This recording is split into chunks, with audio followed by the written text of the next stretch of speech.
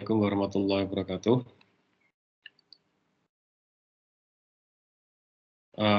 Oke, kita akan mulai kuliah hari ini untuk pertemuan kedua. Jadi kita akan membahas sedikit. Saya sebenarnya akan mengulang sedikit kemarin yang belum terbahas di slide saya yang pertama di pertemuan pertama kemarin. Bersama dengan nanti akan saya bahas juga untuk pertemuan kedua ini ya, ini tentang kolaboratif filtering, khususnya untuk e-service kolaboratif filtering ini, karena kemarin kita sudah membahas ada beberapa paradigma dalam recommender system, itu ada kolaboratif, ada content based, ada knowledge based, kemudian hybrid. Nah, kita akan membahas mulai bahasan pertama tentang kolaboratif filtering. Nanti kita akan bahas dua metode yang akan coba kita kupas sedikit sambil ada contoh kasusnya, yaitu untuk user based collaborative filtering dan content based collaborative filtering. Nanti yang lain juga akan kita bahas secara sekilas ya, beberapa metode-metode lain dalam collaborative filtering. Oke, mohon maaf untuk pertemuan kedua ini karena saya ada tugas luar kota menemani Bapak Rektor dan juga beberapa warek keluar kota, sehingga pertemuan digantikan dengan pertemuan asinkronus dengan rekaman seperti ini. Ini saya rekam dari rumah malam hari. Mohon maaf kalau nanti ada suara-suara dari luar gitu ya, maupun mungkin dari dalam rumah. Ya, semoga Anda tetap dapat menyimak apa yang saya berikan melalui rekaman ini. Saya akan melakukan share sebelumnya.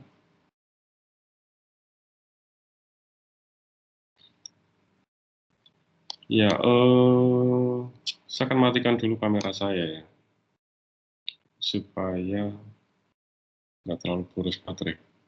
Atau nggak usah matiin. Biar Anda lihat wajah saya. Oke,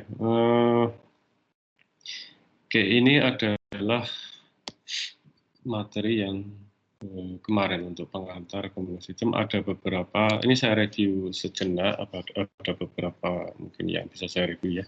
Kemarin saya sudah menyampaikan beberapa contoh rekomendasi sistem yang mungkin Anda temui sehari-hari, baik itu dalam dunia e-commerce ya, ada contoh marketplace kemarin, maupun sosial media ya, seperti YouTube ya.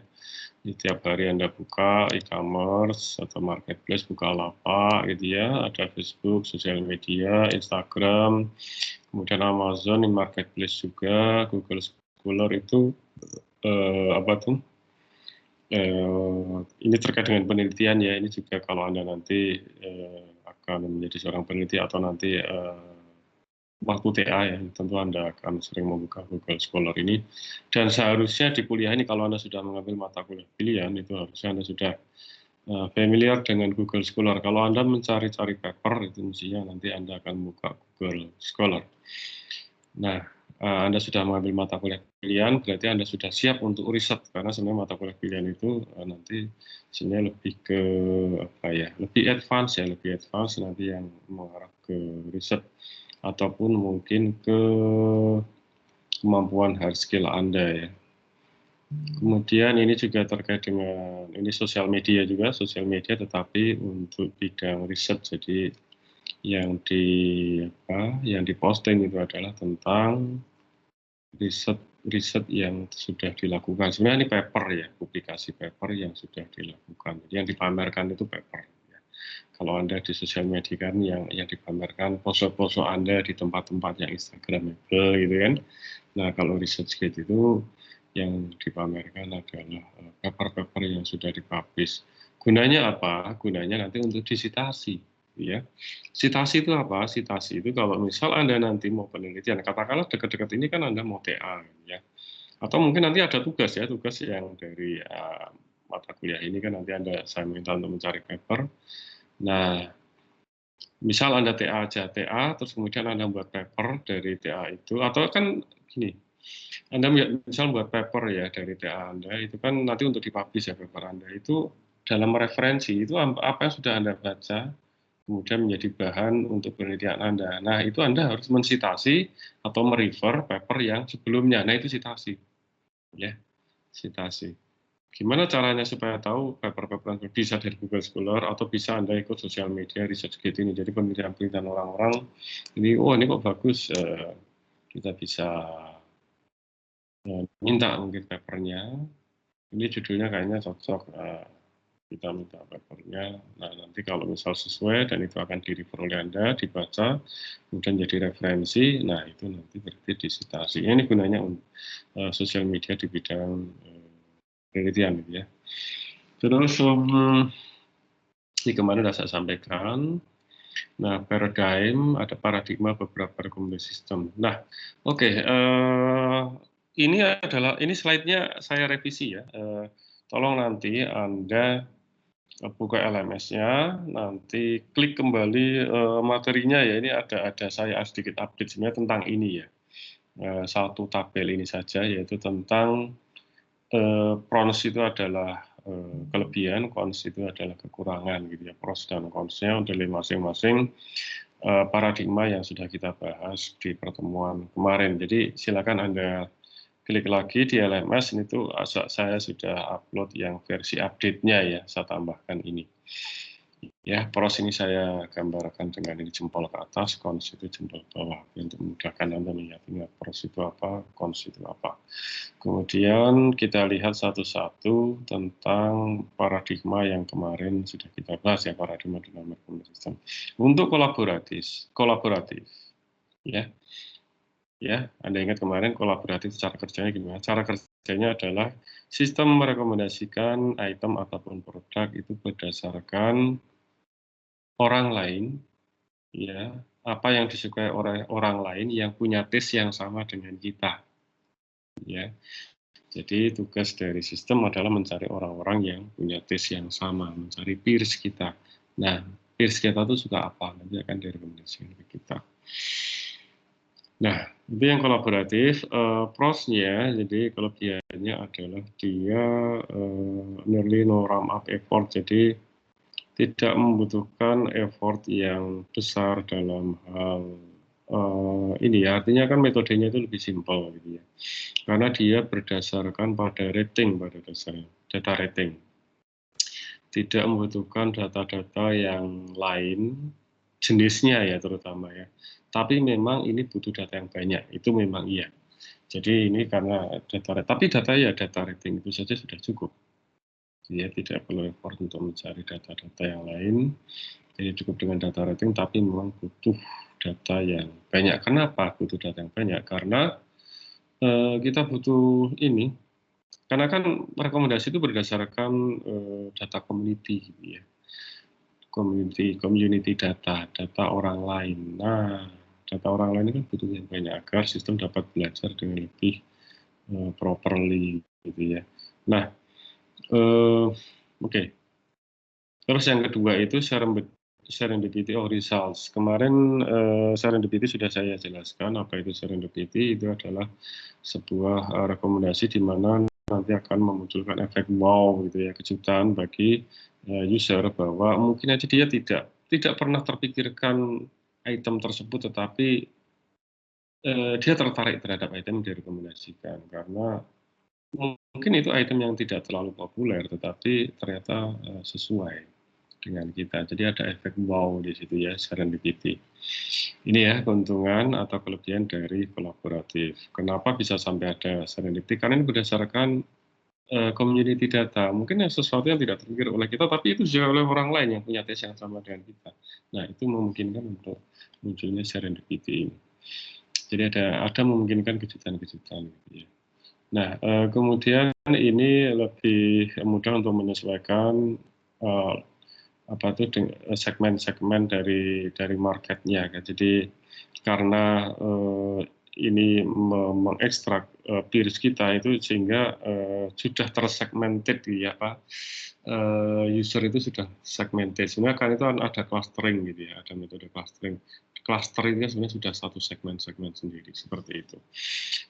Kalau dikaitkan dengan market, otomatis nanti akan tersegmen seperti itu gitu ya. Nah, kemudian negatifnya apa? Negatifnya ini adalah, jadi, dia membutuhkan data yang banyak gitu ya. Data yang banyak, rating memang data yang hanya dibutuhkan memang rating ya sebenarnya, cuman membutuhkan data yang banyak. Itu tadi karena data community gitu. Kita butuh data, bukan hanya data kita yang digunakan untuk merekomendasi, tapi data orang lain, dan itu mestinya butuh yang banyak agar lebih, sistem dapat lebih belajar dengan lebih baik. Seperti halnya kita dapat belajar, kita dapat mendapatkan ilmu yang banyak kalau memang kita, apa ya, punya informasi yang banyak kan. Kita punya data yang banyak, akhirnya keputusan kita itu dapat lebih lebih bisa dipertanggungjawabkan kalau kita sudah belajar dari banyak data kan, mestinya seperti itu. Demikian juga dengan sistem. Ya, kemudian, di sini ini sudah saya jelaskan kemarin tentang cold start ya. Cold feedback maupun cold start for new users. Kalau user itu adalah user baru, dia belum ada feedback-nya ya, artinya dia belum ada feedback dalam hal ini rating ya, dia belum punya rating kan, belum ada data rating, sehingga bagaimana sistem dapat tahu tes kita seperti apa, sehingga nanti nanti sistem itu akan mencari orang lain, peers yang punya tes yang sama dengan kita, otomatis belajar dulu tentang kita. Nah ini kalau usernya masih baru, nah ini bagaimana gitu. Ini namanya cold start problem. Ini ya, feedback cold start for new user and also new items. Jadi dengan juga untuk item baru, jika produk-produk baru itu kan berarti belum pernah di-rating. Kalau dia baru banget itu kan berarti belum di-rating. Kalau belum di-rating ya dia nggak akan pernah disodorkan ke pengguna untuk direkomendasikan. Nah, gimana nasib produk baru gitu. Padahal produk baru itu kan selalu ada. Nah, ini juga masih menjadi masalah, sehingga banyak penelitian-penelitian sampai saat ini untuk mengatasi masalah cold start ini. Kemudian yang kedua, content disk. Content disk itu, review yang kemarin sudah saya sampaikan bahwa content disk itu, artinya rekomendasi itu berdasarkan pada data kita sendiri, histori kita sendiri. Behavior kita yang dengan behavior kita yang ada di dalam sistem, kemudian apa yang kita like, apa yang kita beli, apa yang kita masukkan di wishlist, apa yang masukkan di keranjang, apa yang pernah kita klik, apa yang pernah kita favoritkan, dan sebagainya gitu ya. Itu content based. Jadi no community data required, jadi tidak ada data community yang data komunitas yang diperlukan gitu ya, sehingga ini lebih simpel, artinya kita, jadi ini kan berdasarkan data kita sendiri, tidak perlu data banyak-banyak. Nah, kemudian pembandingan antar item itu sangat dimungkinkan. Kenapa? Kemarin yang sudah kita bahas bahwa di dalam content base itu dia prinsipnya adalah mencari similarity dari apa-apa yang pernah kita mungkin pernah kita beli, pernah kita favoritkan, pernah kita like ini. Ini cara paling sederhananya ya. Kemudian dengan mungkin behavior kita yang lain, seperti kita misal sebuah rekomendasi rekomendasi untuk berita gitu ya. Apa-apa yang pernah kita baca gitu ya.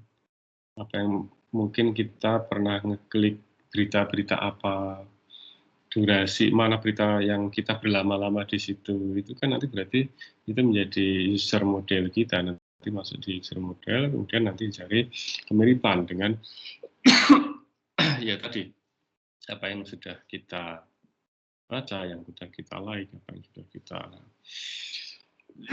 wishlist-kan, masukkan wishlist, masukkan di keranjang dan sebagainya. Nah, oleh karena itu dibutuhkan ini deskripsi tentang data. Fitur-fitur dari data itu. Nah, ini sehingga memungkinkan dilakukan pembandingan antar item. Kemudian kekurangannya apa? Kekurangannya adalah ini dibutuhkan ini ya, content description is necessary. Sebentar sambil saya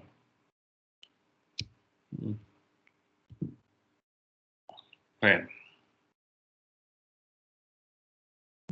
Bentar, nanti. Ya, bentar ya. Ya, sip, detect. Ya. Nah, ini adalah ini dibutuhkan ini. Ini ya dianggap sebagai sebuah effort ya, walaupun memang pada dasar ini adalah sebuah konsekuensi dari sebuah content base ya. Karena nanti cara kerja dalam mencari kemiripan antar item sehingga ini diperlukan. Ya, ini sehingga data untuk ini harus didapatkan. Nah, bagaimana mendapatkannya? Ya itu sebenarnya kalau dia sebuah marketplace ini tentunya dengan sendirinya ya marketplace itu akan terupdate tentang konten ini ya, konten description ini. Karena misalnya katakanlah Bukalapak itu ada sebuah item tas katakanlah itu kan ada deskripsinya di situ. Siapa yang ngisi itu? Itu adalah ininya penjualnya, pelapaknya. Gitu. Cuman kalau dalam kerangka penelitian ya ini kita harus berpikir bagaimana kita mendapatkan deskripsi data itu. Nah, kadang para peneliti itu melakukan secara manual. Gitu ya. Jadi deskripsi data itu dilengkapi secara manual dalam database. Tentu ini memakan waktu lama. Tapi ada yang lebih praktis yaitu dengan crawler. Dengan membuat crawler. Katakanlah yang sedang saya lakukan sekarang adalah bagaimana mengupdate data description content description ini artinya deskripsi dari item ini dari kalau yang saya lakukan itu adalah rekomendasi sistem untuk smartphone yang sekarang sedang kami buat ini bareng dengan Bukalapak ya dengan untuk smartphone. Nah karena deskripsi tentang smartphone itu paling lengkap itu ada di GSM Arena sehingga kita buat crawler dari GSM Arena. Kita buat crawlernya agar nanti otomatis mengupdate di dalam database-nya. Nah ini yang sedang kita lakukan. Memang efektifnya pakai crawler seperti itu. Tapi ini juga selain itu masih ada permasalahan cold start ya.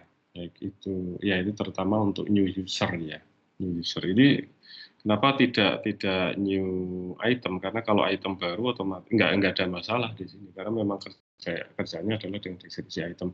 Walaupun ada item baru itu tetap masih bisa tercapture, tetapi masalahnya adalah new user. Kenapa new user menjadi masalah? Kalau item kan nggak ada masalah ya, karena ini tidak kerja dengan menggunakan rating, beda dan kolaboratif.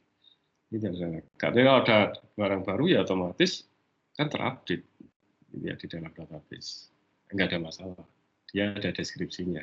Tapi kalau new user, kenapa jadi masalah? Karena begini, bahwa ini kan berdasarkan pada history ya, history kita sendiri, history dari user. Kalau kita itu adalah user. Nah kalau dia user baru, katakanlah saya user baru, saya belum punya history apa-apa. Apa yang pernah saya beli, apa yang pernah saya like, apa yang pernah saya favoritkan itu kan nggak tahu, nggak ada, sistem nggak tahu.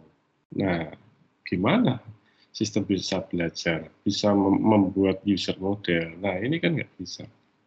Nah, ini masih menjadi masalah. Oke, kemudian knowledge base ya. Knowledge base ini rekomendasinya lebih deterministik di sini. Karena apa? Karena dia berdasarkan pada pengetahuan. Pengetahuan, ini ingat-ingat ya, mungkin kalau misal Anda sempat mencatat, silakan Anda catat apa yang saya sampaikan, mungkin aja nanti bisa saya tanyakan dalam evaluasi gitu ya, hal seperti ini ya. Mungkin Anda bisa putar-putar kembali video ini, kemudian dicatat gitu ya. Karena setajam-tajamnya otak tetap kalah tajam dengan pena. Gitu ya. Itu perlu Anda ingat. Ya, setajam-tajamnya otak tetap dia kalah tajam dibanding dengan pena. Ya, ini dicatat apa yang mungkin perlu dicatat karena Anda nggak mungkin ingat banyak hal ya, tapi kan dengan Anda membuat catatan, Anda bisa mendapatkan informasi kembali tanpa harus mengingat-ingat. Ya, oke. Jadi kenapa deterministic recommendation? Karena ini adalah berasal dari ekspor. Ini kan ini kan knowledge ya, pengetahuan ya. Dia berdasarkan pengetahuan dari expert, ya.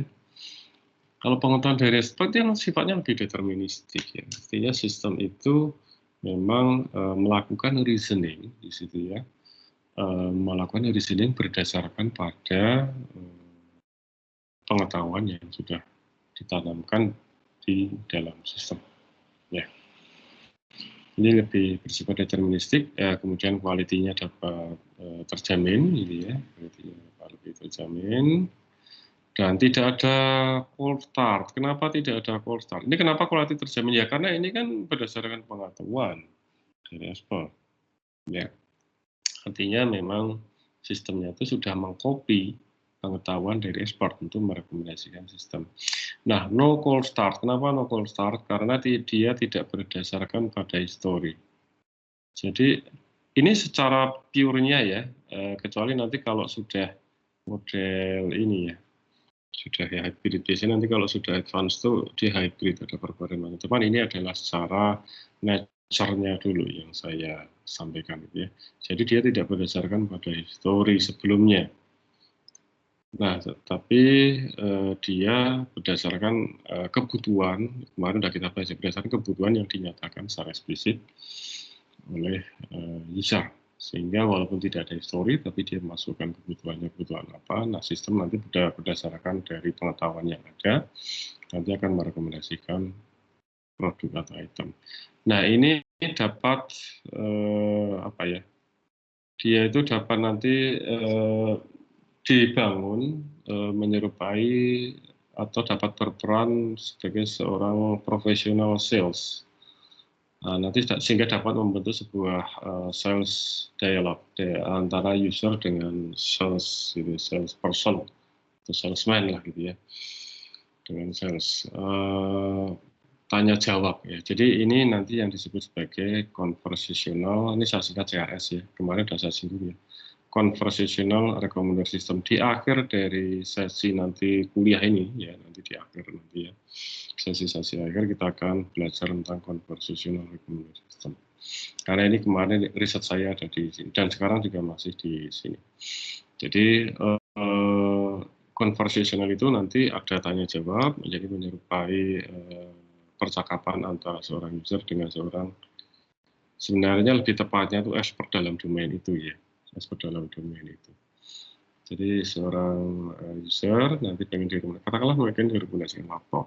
Wah, kemudian nanti sistem akan melakukan tanya jawab secara interaktif dengan user sampai nanti dia akan bisa merekomendasikan produk. Nah, sudah direkomendasikan produk pun itu user masih bisa memberikan feedback, mungkin aja dia nggak suka. Nah, kalau dia nggak suka, user dapat merekomendasikan produk kembali atau mungkin dia akan menanyakan sesuatu lagi gitu ya, sebelum merekomendasikan lebih lanjut. Nah, itu knowledge base ya. Kemudian itu keuntungannya ya atau kelebihannya ya. Kekurangannya apa? Knowledge engineering effort to bootstrap. Jadi ini gini ya. Ini tuh kadang ya ini memang ini bottleneck-nya. Bottleneck ya. Tahu ya istilah bottleneck. Bottleneck-nya itu adalah di ini, di akuisisi pembangunan pengetahuan ya. Pembangunan knowledge-nya.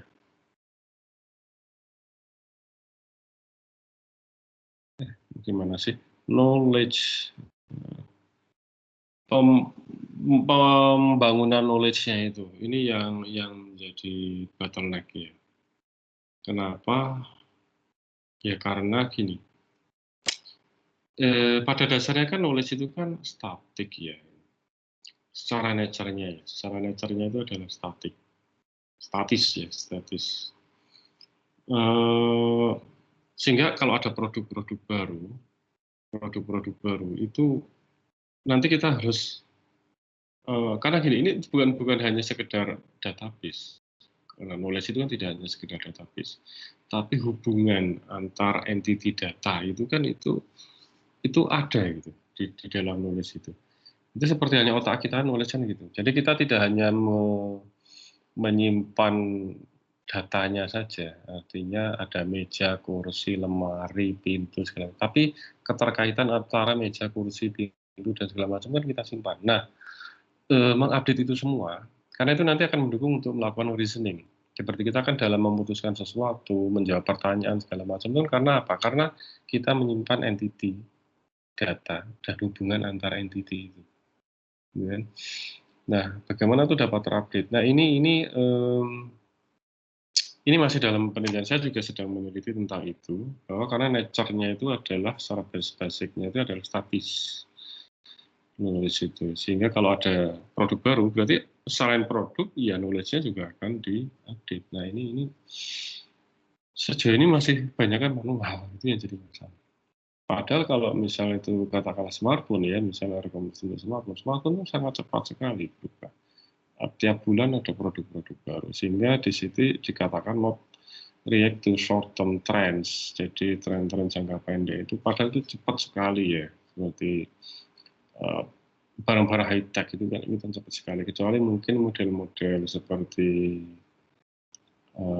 destinasi wisata, walaupun itu cepat tapi tidak secepat produk seperti smartphone, produk laptop dan sebagainya yang cepat sekali gitu ya.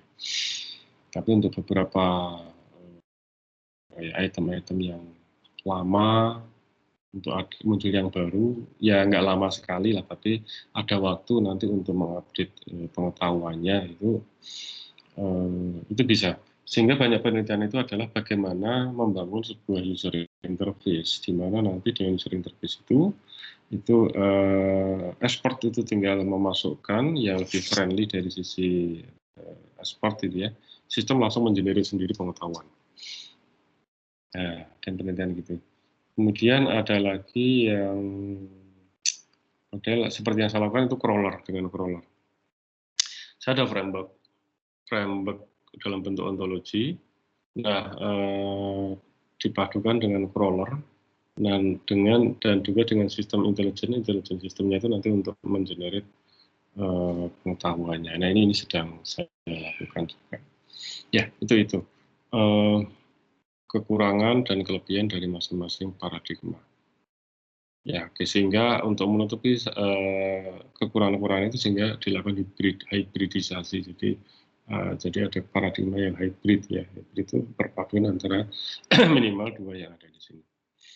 Oke, ini kemarin sudah saya jelaskan. Ini juga sudah. Ini kemarin sudah saya jelaskan juga. Di sini serendipity, apa itu serendipity ini ya sudah kemarin.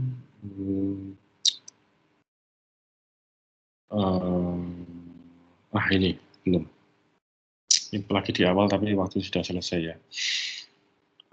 Kriteria sukses dari sebuah rekomendasi sistem itu bisa dilihat dari beberapa perspektif. Ini juga nanti yang berpengaruh ke pengujian ya. Jadi kalau misalnya nanti Anda penelitian di rekomendasi sistem, ini ada beberapa perspektif. Pertama, perspektif dari sisi prediksinya. Kedua adalah perspektif dari interaksi yang dibangun. Kemudian sukses dari perspektif ini, dari sisi komersilnya. Yang ketiga itu dari sisi komersialisasinya. Yang pertama dari sisi prediksi. Pada dasarnya metode kalau di sini ya, ini berlaku untuk metode yang memprediksi seberapa besar user itu akan menyukai sebuah item, ya. Seberapa suka sih nanti user itu akan terhadap item itu. Nah, ini berarti nanti yang akan kita ukur adalah akurasi dari prediksinya itu. Biasanya ada yang dengan RMSE, gitu, atau mungkin ada yang pakai MAE, mean absolute error, ya. Nanti di belakang kita akan lihat ya beberapa metrik-metrik pengukuran ini ya. Dan ini biasanya adalah most popular evaluation scenario dalam research. Ini yang paling populer, ya. Dan ini banyak digunakan untuk yang kolaboratif terutama. Ya, oke. Di content base juga gitu kadang ada yang seperti itu. Tapi content based juga bisa, tapi umumnya sih pada kolaboratif. Oke, terus lanjut ada dari perspektif interaction. Biasanya itu ini dalam knowledge base, terutama dalam yang konversasional ya. Walaupun nggak mutlak di CRS saja gitu. Cuman banyak muncul di CRS. Jadi suksesnya itu adalah dari perspektif interaksi yang dibangun oleh sistem. Sejauh mana user itu dapat apa ya, feeling good ya, feel good ya, feels good. Jadi sistem give users a good feeling gitu ya. Artinya sejauh mana dia merasa terbantu dengan sistem yang dibangun, merasa nyaman segala macam. Nah ini kemarin juga saya mengujinya, syaratnya ada yang good feeling ini ya. Kemudian ini melalui user study biasanya. Pertanyaan memang ke user. Kemudian educate user about product domain. Ini juga dengan user study. Ini juga kemarin saya juga lakukan terhadap CRS yang saya bangun. Jadi saya juga menanyakan tentang sejauh mana sistem itu dapat memandu user untuk memahami tentang domain. Katakanlah kemarin smartphone, rekomendasinya ya tentang dunia smartphone-nya itu sendiri melalui pertanyaan dan fasilitas penjelasan. Biasanya ini, nah ini explanation. Jadi bisa juga dari untuk perspektif interaction perspektif itu dari sejauh mana sistem itu dapat meyakinkan user terhadap produk yang direkomendasikan. Ini fitur explanation facility ya biasanya, terhadap explanation facility.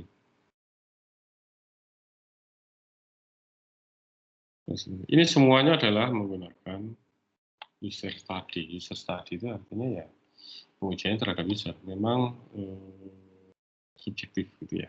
Subjektif, bukan nggak objektif, subjektif, karena memang ini dari user, apa yang dirasakan oleh user. Hanya metode yang digunakan, salah satunya ada yang TAM ya, teknologi acceptance model, dan mungkin model linear yang lain ya. Karena nanti kuesionernya juga harus diuji, nggak cuma sembarang kuesioner. Jadi bagaimana cara membangun kuesioner yang dapat dipertanggungjawabkan. Nah ini juga ada ilmunya ya di situ ya. Oke. Kemudian dari perspektif komersilnya ya. Jadi ini terkait dengan commercial situation ya.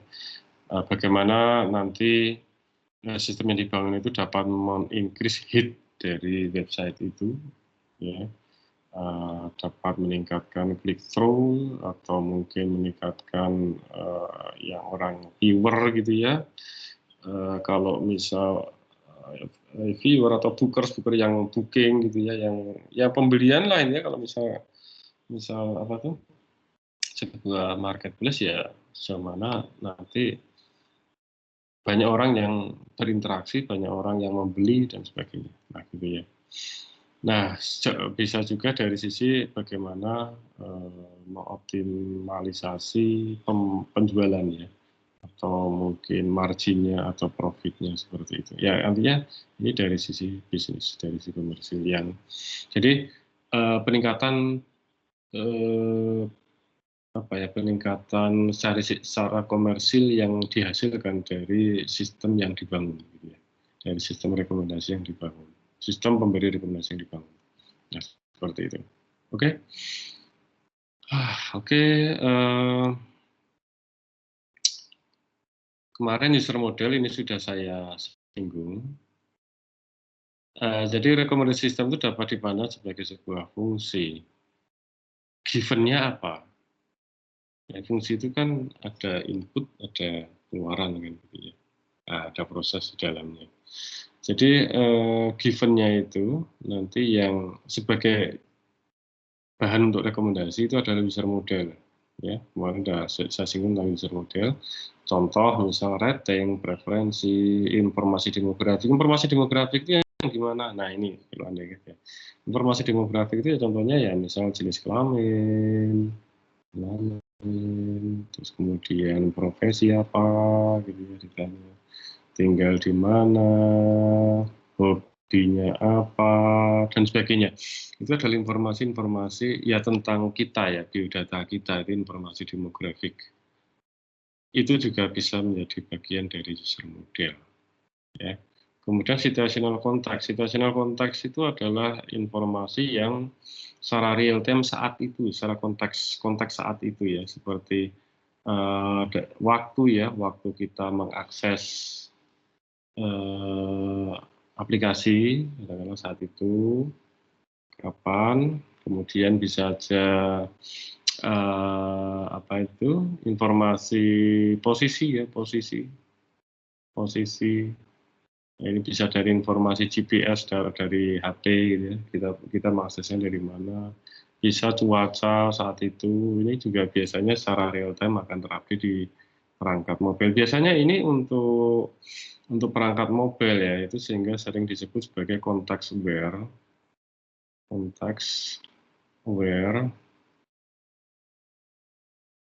recommender system. Nah ini. Ini untuk mobile device, itu banyak diterapkan di mobile device.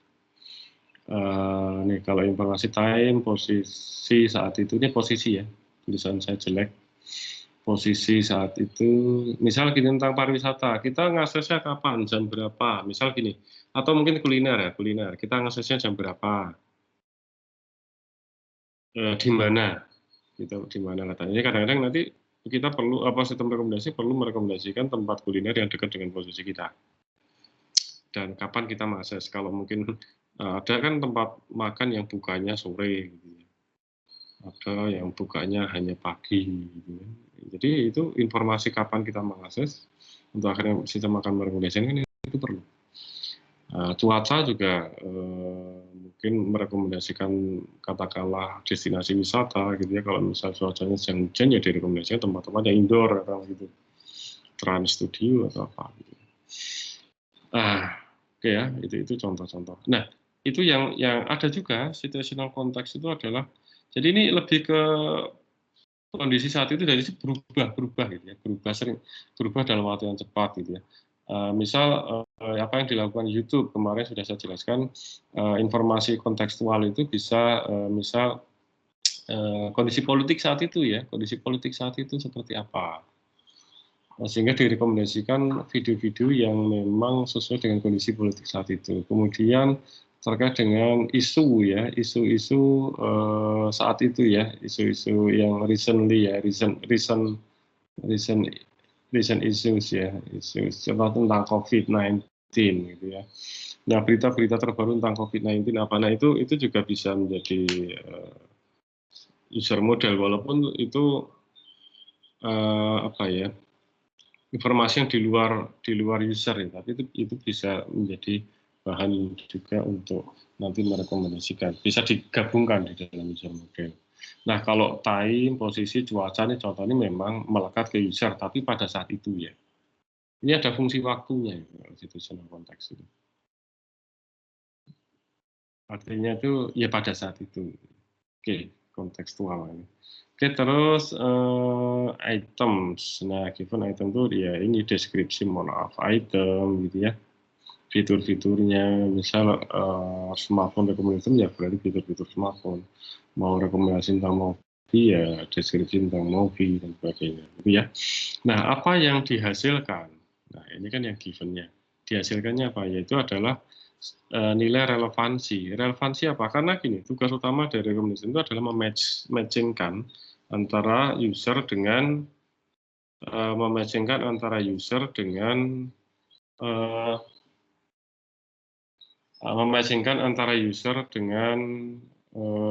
ini produk. Mematchingkan antara user dengan produk. Nah, berarti match atau enggaknya itu adalah dari relevansinya kan, relevansi antara user dengan produk. Nah itu ya. Kemudian ada perankingan. Kenapa? Nah ini kan sebenarnya untuk mencari produk apa yang direkomendasikan. Nah ini di ranking itu karena nanti dari produk yang sesuai itu nanti akan di ranking berdasarkan tingkat relevansinya. Ya. Kemudian lanjut. Ini sudah informasi driven kemarin sudah saya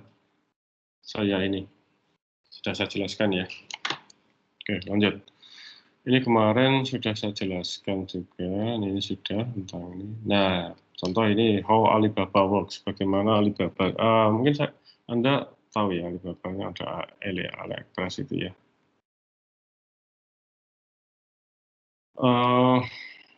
Jadi mungkin Anda pernah belanja ke AliExpress itu dari Alibaba ini.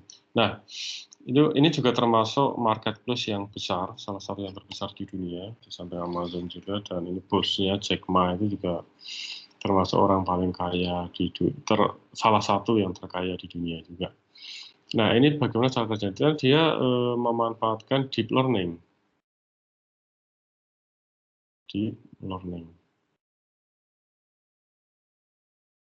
Ya, deep learning. Ini yang dimanfaatkan oleh Alibaba dalam merekomendasikan. Jadi ada beberapa metode di sini, multi-layer perception, itu digunakan untuk memprediksi apakah user akan mengklik suatu produk. Ini dengan memanfaatkan ini ada yang disebut sebagai cross entropy loss. Memprediksi apakah user itu akan mengklik sebuah produk. Nah, ini menggunakan ini ya. Kemudian dia ada menggunakan metode deep learning. Untuk menentukan kandidat item berdasarkan user behavior. Perilaku user untuk merekomendasikan kandidat item. Kemudian dia menggunakan deep interest network ini untuk menghitung similarity antara kandidat item dengan item yang sebelumnya user klik. Nah, ini kan untuk konten base ini kan sebenarnya. Konten base ya. Ini kan konten base. Nah, ini adalah similarity, kemiripan antara kandidat item yang nanti akan direkomendasikan dengan item yang pernah diklik oleh user. Nah, ini menggunakan deep interest network. Nah, ini jadi dia memanfaatkan deep learning, metode deep learning itu Alibaba. Jadi apa yang dilakukan oleh sistem ya yang sudah kita kenal itu ternyata nggak simpel itu, kompleks gitu, dan itu perlu ilmu gitu. Nah, ini sehingga nanti kalau Anda nanti menjadi seorang praktisi ya, praktisi entah itu Anda punya startup sendiri ataupun mungkin Anda kerja di sebuah startup gitu ya, atau di sebuah perusahaan yang sudah established dan dia mau menerapkan rekomendasi sistem ya, itu Anda perlu banyak belajar juga di metode-metode yang ada, metode-metode seperti data mining, machine learning, kemudian bahkan yang sekarang tren itu deep learning itu tentu sangat diperlukan gitu ya. Jadi ilmu-ilmu yang terkait dengan AI gitu ya. Karena apa? Ini kan sebenarnya bisnis intelligence. Oke ya. Jadi sifatnya intelijen ini kemarin sudah saya sampaikan juga. Ini sebenarnya riset-riset yang jadi ini paradigma yang populer gitu ya. Tapi ini sebenarnya sudah agak ketinggalan. Karena ini saya kok lupa ya. Ini tahun berapa ya?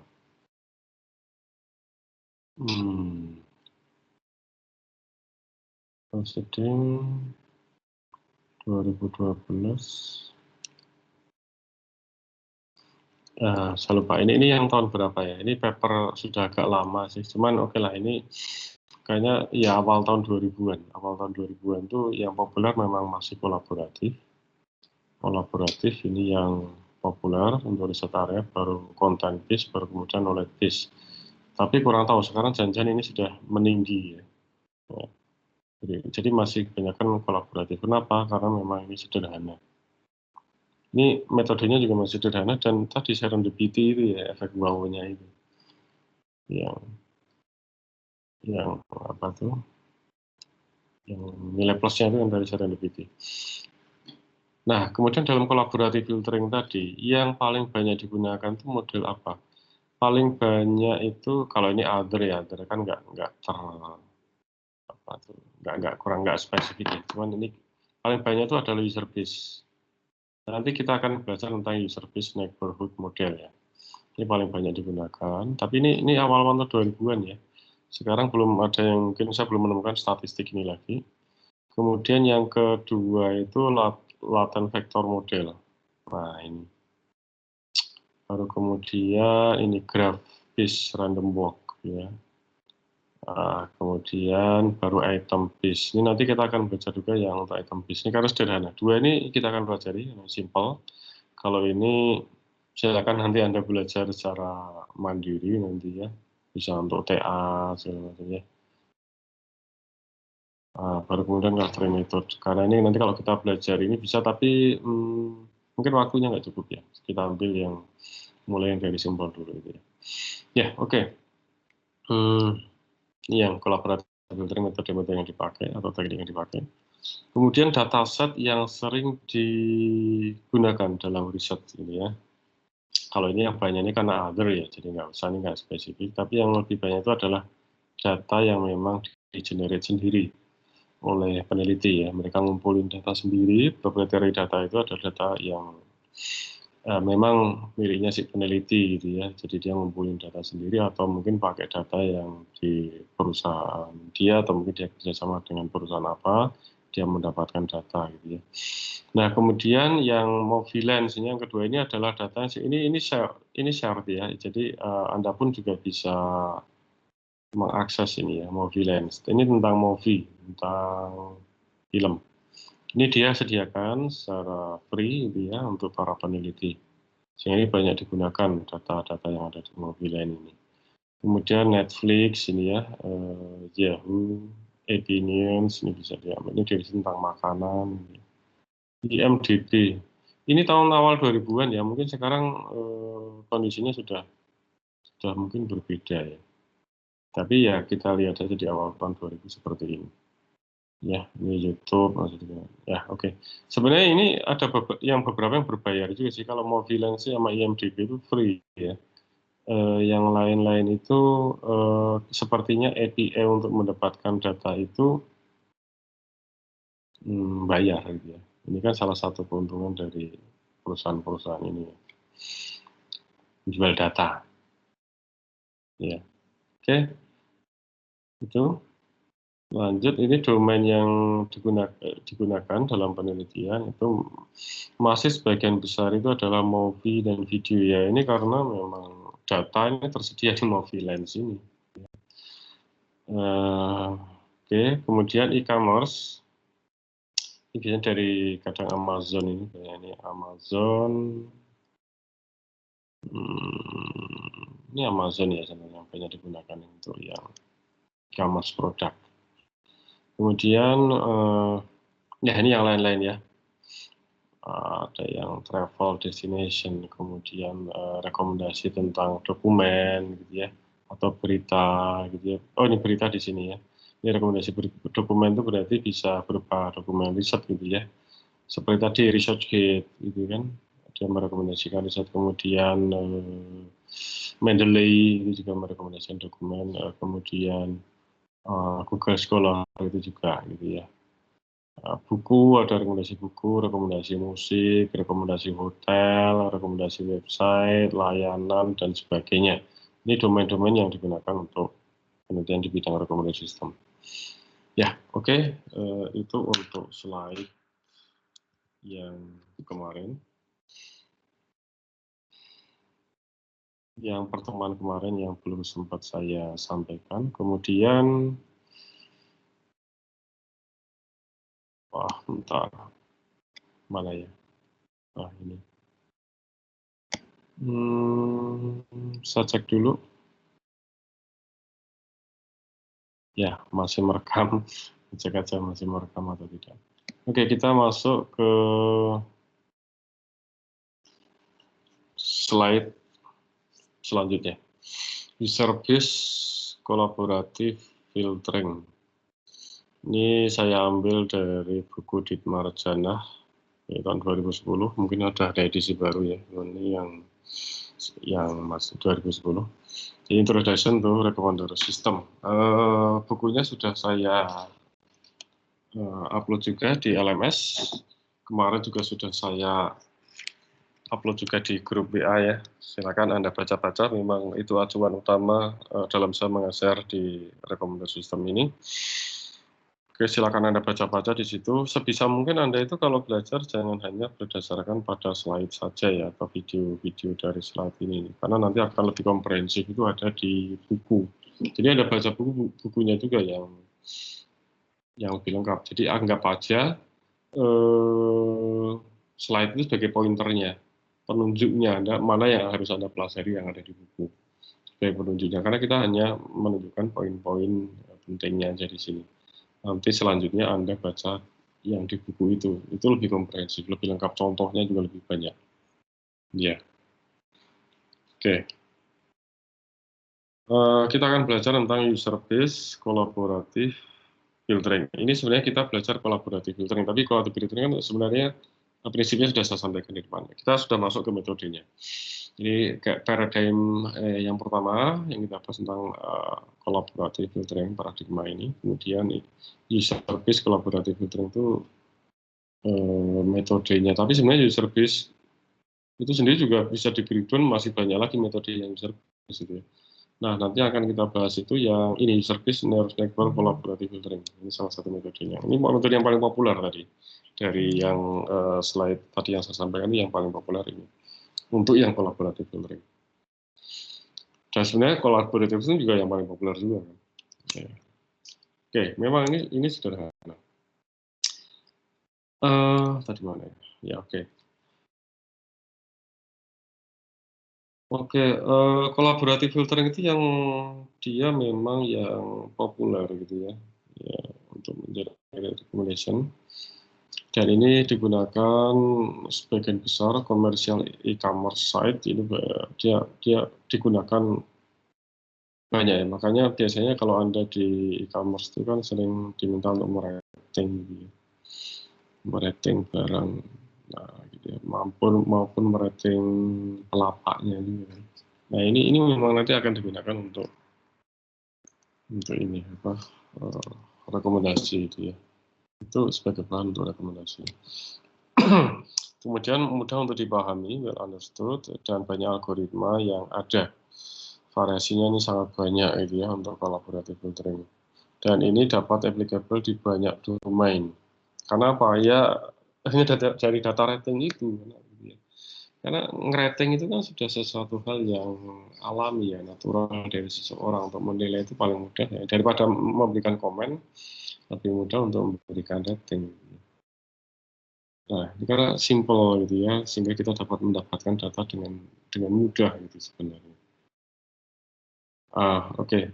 Tentunya dari sisi e-commerce-nya ya, kalau kita sendiri sebagai peneliti ya kita bisa aja kita mengenerate data sendiri gitu ya, mencari data sendiri untuk memperoleh data rating. Tapi kalaupun nggak gitu ya kita memang harus mencari data gitu ya. Misal ada API yang free sifatnya untuk mendapatkan data rating, atau mungkin aja bisa aja yang berbayar gitu. Artinya dari website itu memang ada patokan harga untuk kita mendapatkan data rating walaupun data rating. Ya, tapi pada prinsipnya itu untuk mengenerate rating dari user gitu, itu lebih mudah. Oke,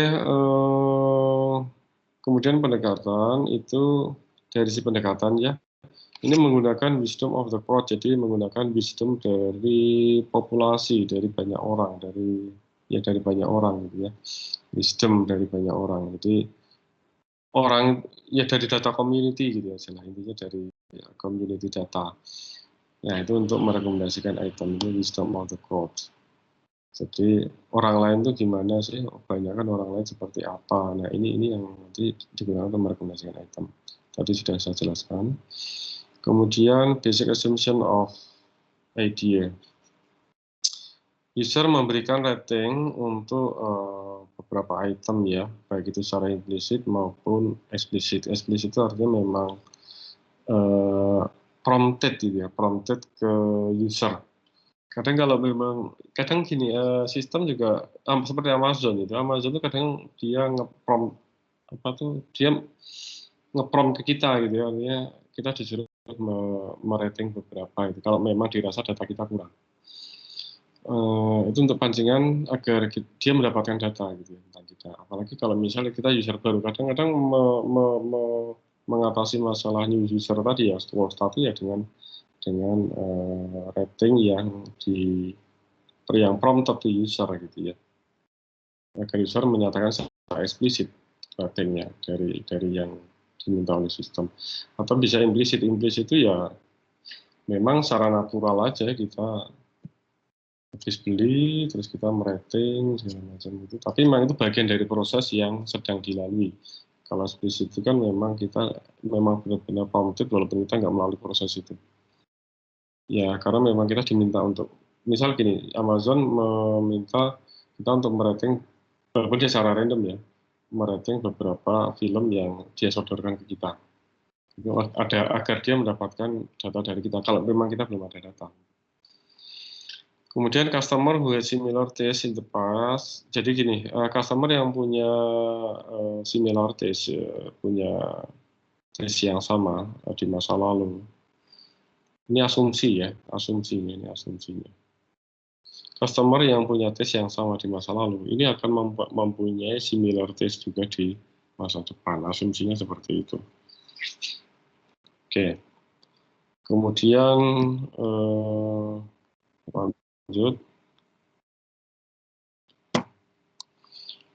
Masih user base, nah ini kita masuk ke metode user base neural network collaborative filtering. Nah ini kita sudah masuk. Nah, basic tekniknya adalah, misal kita punya active user ya. Active user itu artinya user yang memang sedang kita observasi. Nah ini nanti yang akan kita prediksi. Kita bantu untuk kita rekomendasikan produk itu active usernya ya. Nanti akan diprediksi ratingnya. Itu si Alice ya namanya gitu ya. Alice in the Wonderland. Nah, saya ingat itu film waktu masih anak-anak itu.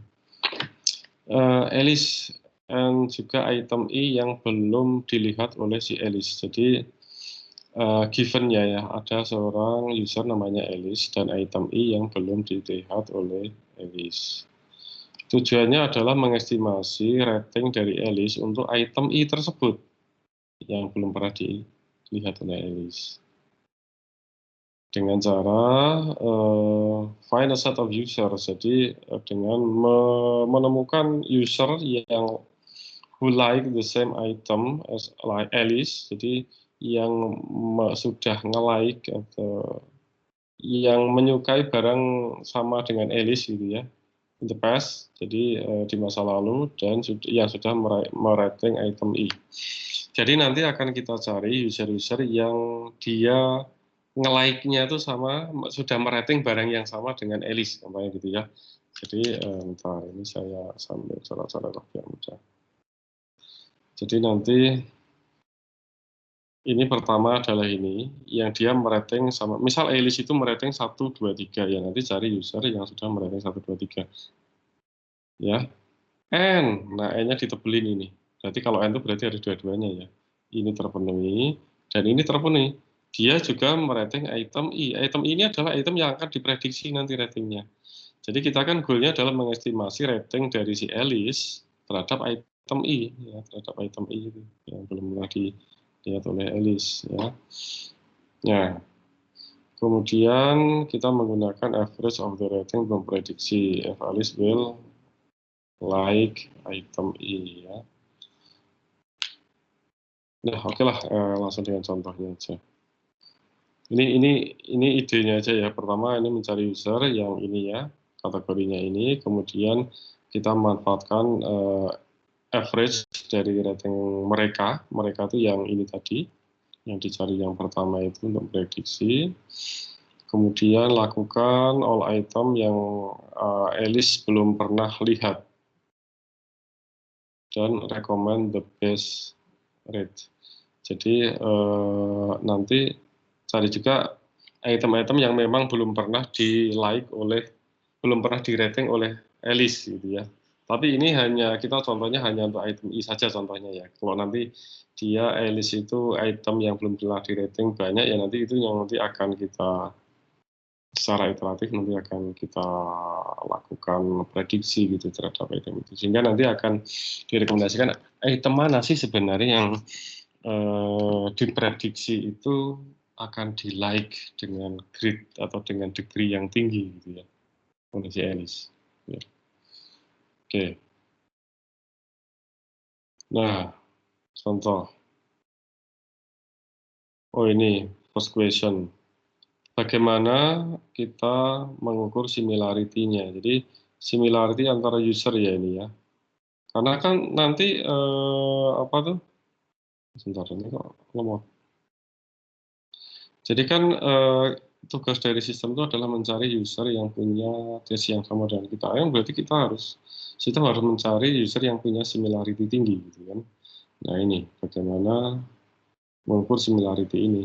Kemudian, how many neighbors should we consider? Jadi, berapa banyak neighbor yang harus kita pertimbangkan untuk memprediksi rating itu. Ini kan sebenarnya goal-nya dalam memprediksi rating ya, yang tadi slide sebelumnya. Memprediksi rating dari si Alice terhadap item I. Item I itu adalah item yang belum pernah di-rating oleh Alice. Contohnya di sini adalah item 5. Ini item yang belum pernah di-rating oleh Alice. Nanti tugas sistem itu akan memprediksi ratingnya Alice untuk item kelima ini. Gitu ya. Nah, pertama itu bagaimana kita mengukur similarity antar user, dan berapa neighbor, ini kan nearest neighbor ya, berapa neighbor yang perlu kita pertimbangkan. Bagaimana memprediksi ya dari rating-rating yang ada di neighbor tadi. Neighbor itu tetangga ya, tetangga itu artinya neighbor itu ya ini user yang punya taste yang sama dengan Alice-nya itu neighbornya maksudnya. Ya, kan nanti dari similarity nanti akan dicari neighbor kan, tetangga kan, artinya punya kesamaan tinggi kan. Nah, terus bagaimana memprediksi ini problemnya. Kemudian apa tuh namanya, similarity ini nanti kita akan menggunakan yang untuk kasus ini ya, kita akan menggunakan Pearson correlation untuk mengukur similarity. Walaupun sebenarnya ada yang lain, banyak ya, nanti ada cosine similarity. Aduh, ini kok lemah, sudah semakin lemah ini. Ada cosine similarity, ya banyaklah, nanti saya nulisnya kayaknya ini agak lemot ini.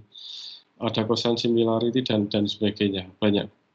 Ini ya salah satunya Pearson correlation. Ada juga nanti yang lain, banyak similarity yang lainnya. Kita pakai Pearson. Pearson itu seperti ini. Ini Pearson. Pearson similarity. Oke. Pearson correlation ya. Ini similarity antara item A dengan item B. Bukan, sorry. Similarity antara user A dengan user B. Ya. Ini adalah, nah ini apa ini artinya? AB itu adalah user ya, similarity antara user A dengan B. Kemudian RAP itu adalah rating user A untuk item P. Nah, R itu adalah rating dari user A untuk item P. Kemudian P itu adalah himpunan item yang sudah di-rate oleh A dan B. Jadi yang nanti masuk di sigma itu ya, P-nya itu kan ini item ya, ini item, B-nya kan user. Jadi P-nya itu adalah untuk yang memang sudah di-rate oleh user A maupun user B. Ini yang nanti akan dimasukkan dalam perhitungan. Ya, rate both by A and B. Kemudian similarity ini nilainya antara min 1 dan 1.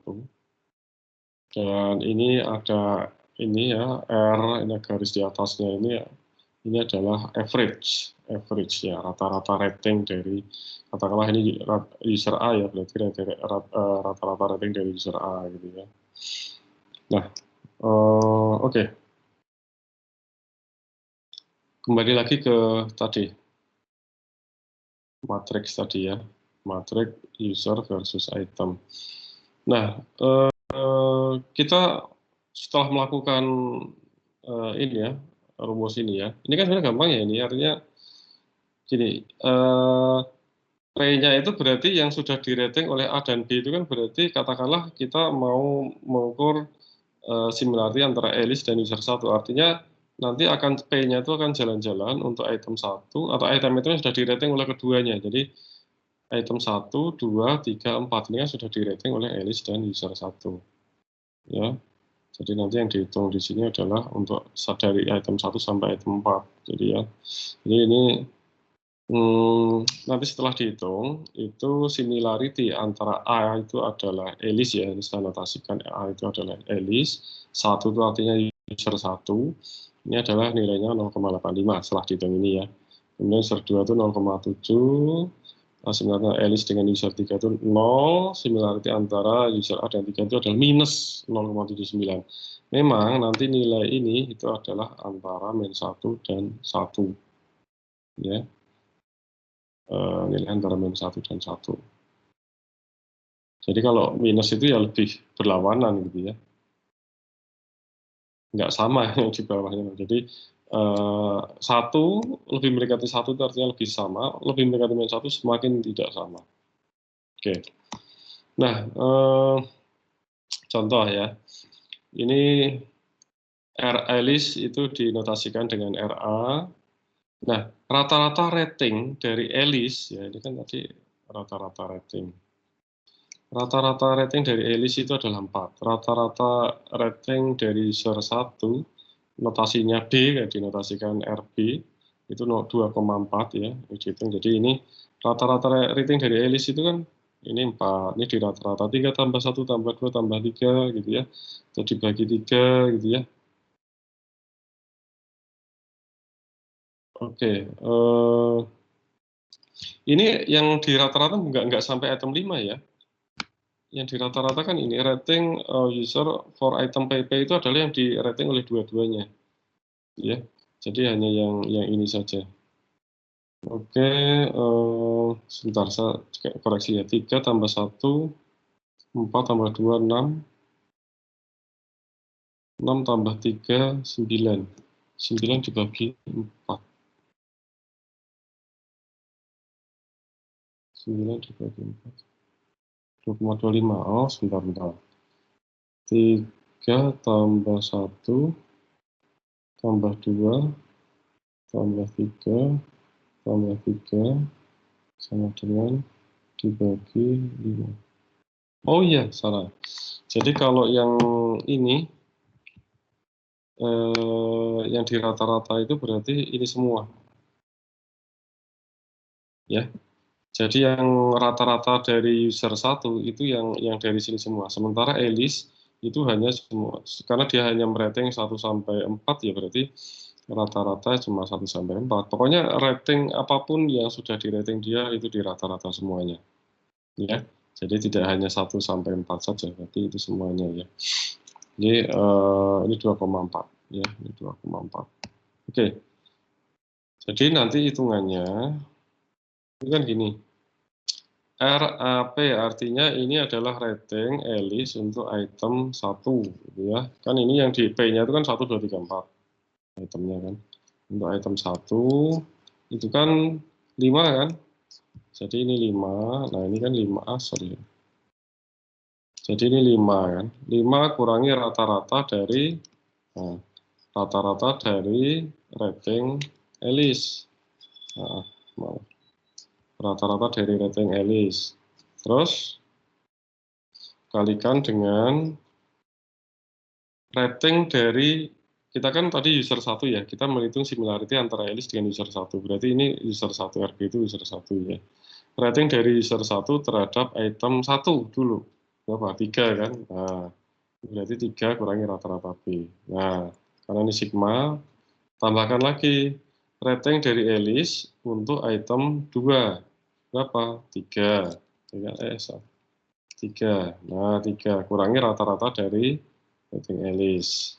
Terus di sini kalikan dari rating dari user 1 untuk item 2. 1 kan? 1 kurangi rata-rata dari rating B. Nah, gini. Dan seterusnya seperti itu. Ya, sampai item ke-4 ya, item 1, 2, 3, 4. Nah, yang bawah itu adalah sama sebenarnya tadi yang dengan yang ini kan. Jadi ini pertama adalah rating Alice untuk item 1 kurangi rata-ratanya dikuadratkan gitu. 5 kurangi rata-rata dari A dikuadratkan tambah rating ini 3 kurangi rata-ratanya tadi. Rata-ratanya nah ini kan RA kuadratkan dan seterusnya. Ya, kalikan nanti dengan ini rating dari B, dalam hal ini ada user 1 kan 3. 3 kurangi rata-ratanya, dikuadratkan, 1 kurangi rata-rata dikuadratkan, 2 kurangi rata-rata dikuadratkan. Jadi gini ya, 3 kurangi rata-rata, 1 kurangi rata masing-masing dikuadratkan, terus diakarkan, ya semuanya diakarkan. Semua diakarkan. Sehingga ditemukan 0,85.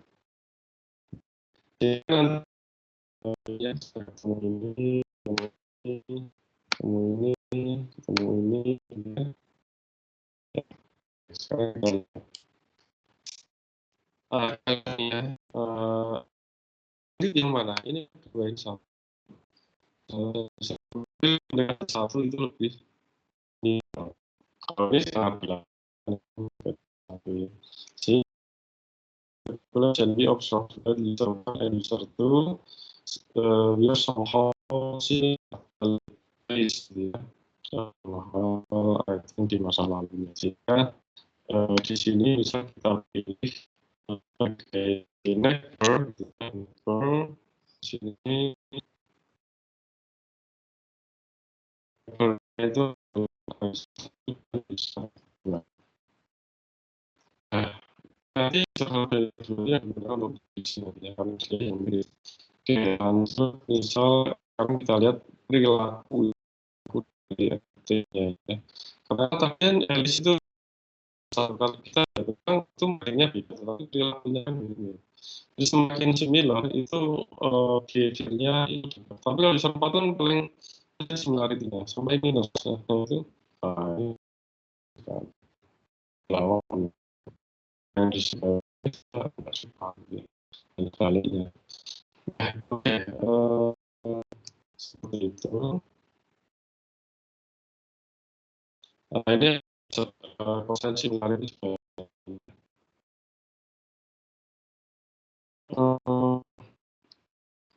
mungkin ini pesan progresi itu itu lain dibandingkan dengan alternatif pengukuran yang lain gitu ya, seperti proses sensitivity yang ini dibuktikan ya.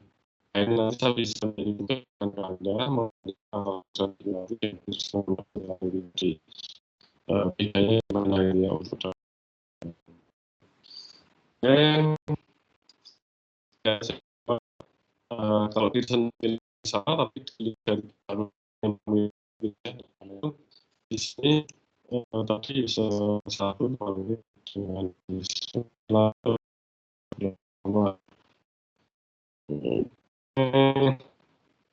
nah bagaimana melakukan ini adalah rumus untuk prediksi. Jadi A sama B A itu adalah prediksi dari A itu adalah bisa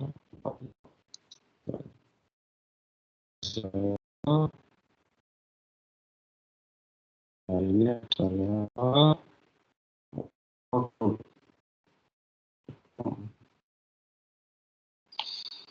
prediksi untuk item P gitu ya.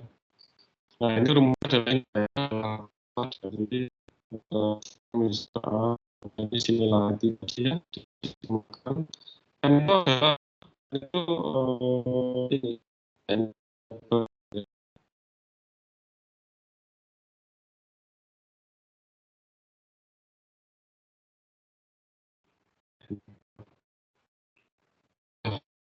ini apa tuh tangga tangga itu kan satu dan satu ya gitu ya oke kalau di sini contoh baik itu untuk aliran item ya aliran item 5 on dari yaitu bisa dua sehingga kan tadi ini kali 0,5 jadi yang ini ada punya ini maksudnya ya artinya di 0,8 kalikan 0,7 kan tadi ya ini singkat bisa 1 singkat bisa 2 ini nah, oh 0,85 0,85 0,7. Ini maksudnya diseper gitu, seper. Kan ini seper ya, ini kan seper. Ya. Oke, sekarang kita lihat ini. Oke. Nah, kita berarti dari 0,85 kali dari bisa apa, bisa satu ya, bisa satu untuk 45 ya kita pakai item 5 ya, item 5. Rating satu item 5 itu berapa? 3, 2, 3. Jadi ini berarti kan 5 kurangi rata-rata dari 2,4 ya. Ini kita kurangi 2,4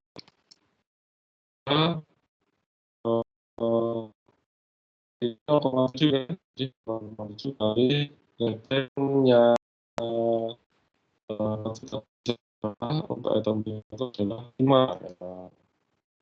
Jadi 5 kurangi rata-rata dari rating user 2 itu 0,87.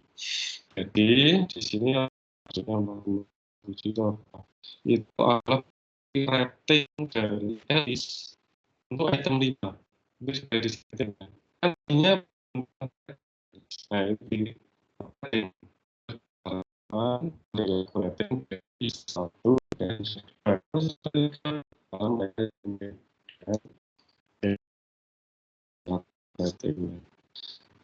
Buat application rating database itu, jadi database rating itu mas jadi bisa price dari 1000 atau bahkan jutaan. Ini dia 5 atau jadi kita harus berpikir tentang complexity-nya karena datanya biasanya banyak sekali masuk comprise thousand or computational. Selain itu ini desain rating atau istilah artinya ya bahwa only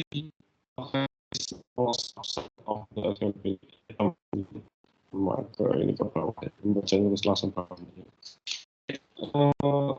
Datanya kan juta katakanlah itemnya banyak sekali ya, misal beberapa itu kan itemnya abnormal apa ya, itemnya kan dijual user enggak, misalnya enggak marketing itu kan marketing 5, 10.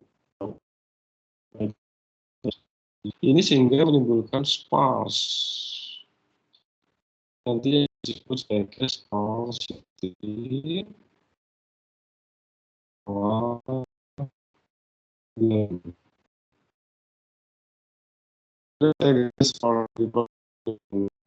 Kolaboratif user lebih bagus.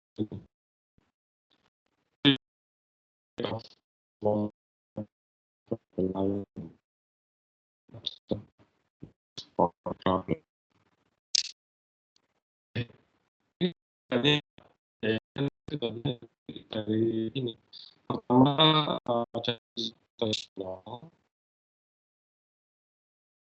ada ini model itu kan nanti dia memproses data yang sebelumnya data itu enggak kosong, tapi merupakan bagian dari data. Itu masalah akurasinya. Data yang kosong ini akurasi menjadi masalah akurasi di sini. Jadi yang menjadi problem itu spasi problem itu memang dikenal selain kosong tidak dari kolaboratifnya sendiri. Mungkin bagaimana menentukan neighborhood ya, neighborhood election. We tentatively decided take all neighbors, jadi kita tidak mengambil semua neighbors untuk perhitungan tadi prediksi.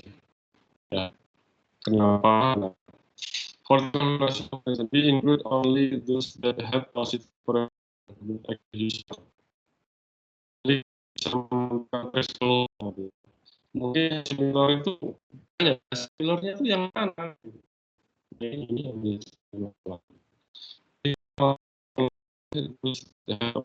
correlation with jelas itu tapi negatif jangan. Competition dan terus yang akan diprediksi gitu. Jadi yang diprediksi nah jika kita memilih negatif ya jadi ini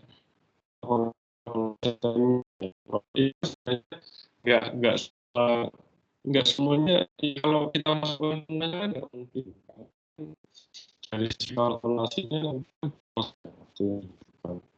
jadi tapi ini tidak hanya only ini pengaruh dari calculation time, but it will also affect all the accuracy. Akurasinya itu juga nanti akan berpengaruh. Yang nggak itu mungkin mobil simple nanti begitu. Nah ini kan jadi akurasinya nggak benar. Ya. Ini storage using the size of neighborhood ya. Teknis yang secara umum digunakan untuk mengurangi size of neighborhood minimum threshold. Jadi biasanya kita nanti definisikan spesifik threshold minimal yang punya tingkat similarity berapa nanti yang akan kita gunakan untuk threshold of user similarity atau bisa juga membatasi nomor yang ditentukan dari sebuah membatasi angkanya yang similarnya kita bisa batasi melewati biasanya kalau data-datanya kita bisa baca. Nah hanya itu kan mungkin KNN garis neighbor itu K-nya itu banyak tetangga dalam satu cluster. Artinya satu neighbor nanti yang kita pilih sebagai neighbor benar-benar bukan untuk memperoleh itu jumlahnya berapa ya. Nah itu bisa dilakukan atau bisa pada saat ada perintah itu pilihannya seperti apa kita similar threshold to height kalau kita menggunakan kan hasilnya terlalu tight sih ya, terlalu ketat seperti itu ya, tinggi gitu ya, maka ukuran dari neighbor itu menjadi small gitu ya, di mana mengakibatkan banyak item item yang tidak means that for many item prediction can be missed. Jadi ini karena nanti banyak item tidak tercover sehingga banyak produk-produk yang mungkin tinggi, tapi karena kita terlalu tinggi, maka yang 0,9 nah itu kan nanti sedikit dari produk yang kemungkinan biasanya semakin Kan threshold-nya tetap nol. Nah, itu size itu bisa gitu. Jadi nggak terjadi. Nah, ini nanti dari sisi komposisinya ya, time yang perlu diperhatikan. Nah, kemudian the variation for P, oke. Oke, kalau kemana kita memilih ini perbandingannya ya, the size of the itu baik. Terus ini coverage dari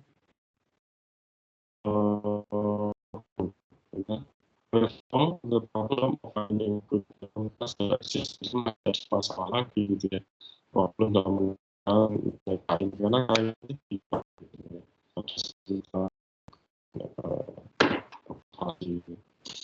mungkin itu terlalu mungkin ya terlalu mungkin networknya itu secepat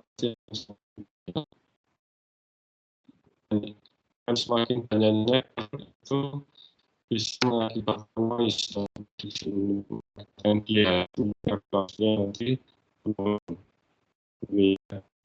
karena bisa nanti yang tingkat similarity-nya nanti akan ikut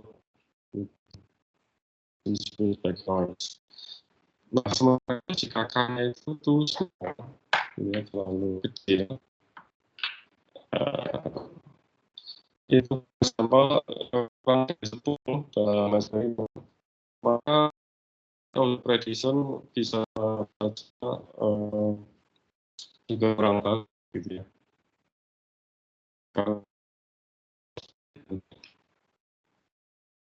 Karena prediksinya juga akan saya mengindikasikan bahwa itu yang antara 20 sampai 50 meters yang rasanya ada seperti yang merekomendasikan tahun 20 sampai 50 bisa jadi ya, dari yang mana bisa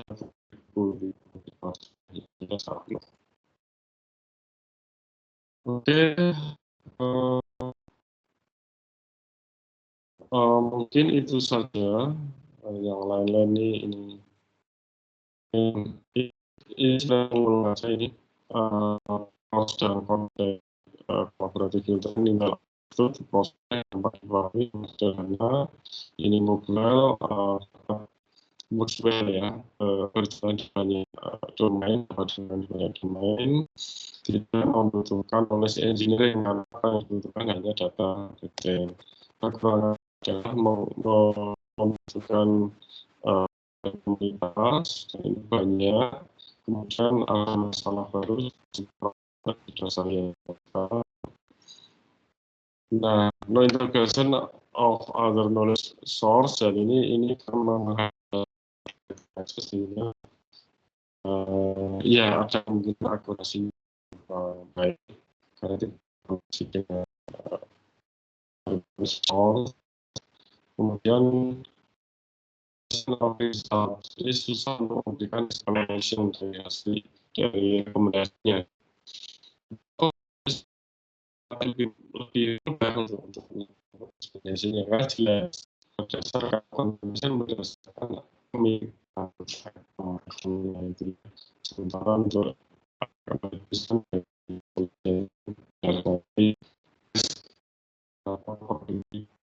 itu explanation facility itu lebih jelas.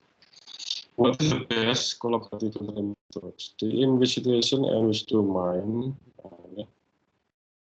Jadi apa yang jadi kita bisa menggunakan di collaborative di Indonesia. Nah, how to evaluate the prediction quality biasanya pakai MAI, tadi sudah jelasin di awal, jelas bisa mengatur masih kita akan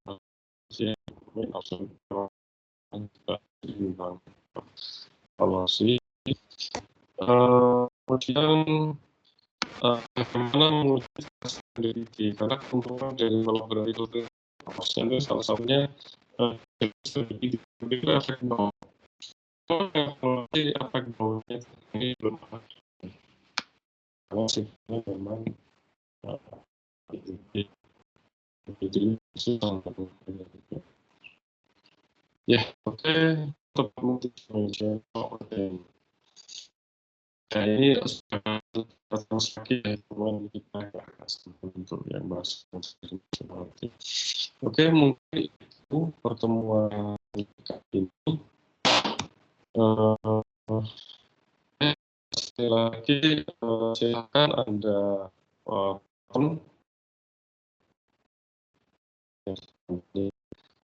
kemudian nanti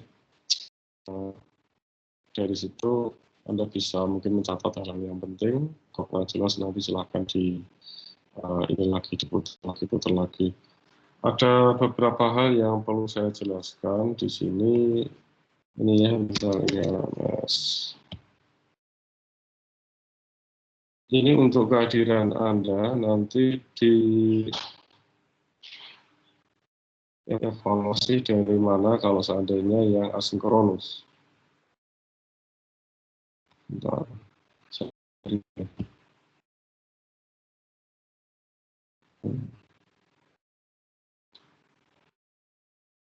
Ya, ya untuk sistem. Nah, kalau di sini ada contreng, itu lakukanlah. Minimal Anda klik ini gitu ya. Ini Anda baru dihitung hadir. Misalkan yang ada contreng-contreng ini wajib harus ada adalah action yang wajib Anda harus lakukan. Nah, artinya kalau Anda melakukan ini kalau yang asinkronus ya, tapi kalau yang kemarin kan sinkronus pertemuan pertama. Ini saya perhitungkan dari saya absen di pertemuan kemarin itu kuliah sinkronusnya ini. Karena saya absen ya. Tapi kalau asinkronus, nah nanti saya akan pertemuan 2 itu ini ada semua pertemuan 2, kemudian nanti akan saya update ini. Berarti nanti intinya kalau asinkronus itu kehadiran Anda itu akan dihitung berdasarkan Anda sudah melakukan action-action untuk ini yang diberi tanda contreng. Ya, itu ya. Karena saya nggak bisa mengabsen Anda. Ya, itu saja. Sorry. Saya belum share ya.